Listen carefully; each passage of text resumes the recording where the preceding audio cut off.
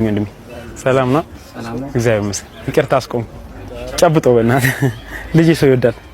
እውነት ጨብጠው በብሻ ግንባሩን ሳመው በእናትህ። ደግሞ አንተ ነው የሚመስለው። በእናትህ ተቸገርኩ እኮ ወልዶ ማሳደግ ከብዶ ያውቃል። በጣም ከበደኝ። አንደኛ ልጁ በጣም ብዙ ምግብ ነው የሚበላው። ሲቀጥል ደግሞ እንቅልፍ አይተኛም ማለት ነው።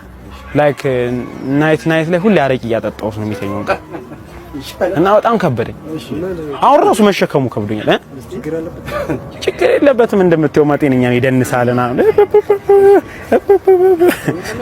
አይደለም አባቴ። አንድ ነገር ቆይ ወገቤን ያዥልኝ አንዴ። ቆይ እቀፉ አንዴ። ቆይ አንዴ ወገቤ በእናትህ። እኔ ችግር ያለኝ ነገር ምን መሰለህ፣ በቃ ይሄ ልጅ ማለት አንተም ልጅ ነው። አሳድጉ።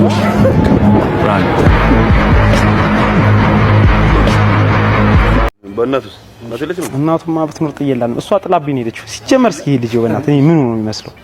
እኔን ይመስላል? እንደውም አንተ ነው የሚመስለው። እንደው አቅተና ከካል የምር እኔን ይመስላል። ምን ይመስላል? አንተንማ በጣም ነው የሚመስለው። እኔን ግን አይመስልም። እባክህ እንትን ወገቤን አንዴ ከፍ አድርግ ያዝልኝ።